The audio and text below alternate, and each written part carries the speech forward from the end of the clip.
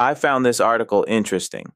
Megacap technology stocks have carried a large share of the S&P 500's gains. Large cap have rallied so aggressively that the move now looks statistically extreme. According to DataTrek research, the S&P 500 technology sector recently outperformed the broader S&P 500 by 29.3% over the past 50 trading days. That gap is roughly 6 standard deviations above normal, thereby making it one of the most unusual tech rallies in years. For context, in a normal distribution, Carson Group's Ryan Dietrich noted that a Six Sigma event would be expected only once every 4 million years, which shows just how rare this move has been. It is also worth noting that mega-cap technology stocks have carried a large share of the S&P 500's gains.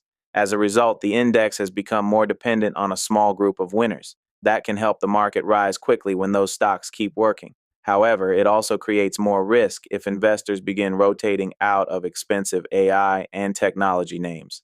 That is why Bank of America is telling investors to be careful. In fact, strategists led by said that as 70% of the firm's bear market indicators have now been triggered. The S&P 500 looks expensive on 17 of 20 valuation measures and is above tech bubble era levels on 8 metrics.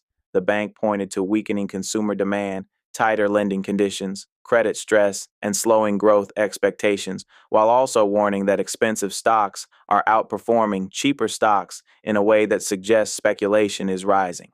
Turning to Wall Street, analysts have a strong buy consensus rating on the SPDRS and P 500 ETF Trust based on 419 buys, 74 holds, and 10 sells assigned in the past 3 months, as indicated by the graphic below. Bank of America is warning investors to be more cautious on U.S. stocks.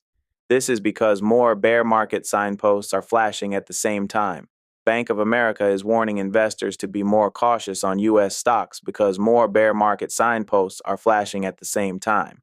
In a June 5th note, strategists led by said that there are too many red flags and advised investors to take profits.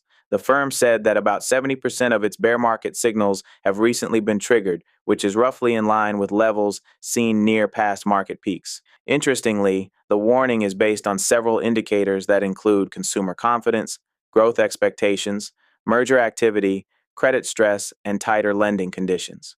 Bank of America also pointed to the Federal Reserve's Senior Loan Officer Opinion Survey, which showed that consumer demand continued to weaken. Indeed, within technology, the performance gap between the best and worst stocks is now the widest since February 2000. This suggests that the index's strength is hiding weakness beneath the surface. Technology fundamentals have deteriorated. In addition, BoFA said that although some technology fundamentals remain healthy, including leverage, valuation, and capital intensity, many have deteriorated since its November analysis. In fact, cash flow conversion has flattened, buybacks as a share of market cap have slowed down, and hyperscaler capex is expected to reach almost 100% of operating cash flow by year end, up from 40% in 2023. Subramanian also warned that extreme price moves may be a sign of rising instability. Still, BoFA is not saying investors should avoid every stock. The firm sees opportunities in individual S&P 500 names, but not in the overall cap-weighted index, especially with its year-end S&P 500 target of 7,100 sitting below current levels of 7,426. So to sum everything up, I don't think the rally is over. I think this bad boy still got some room to run.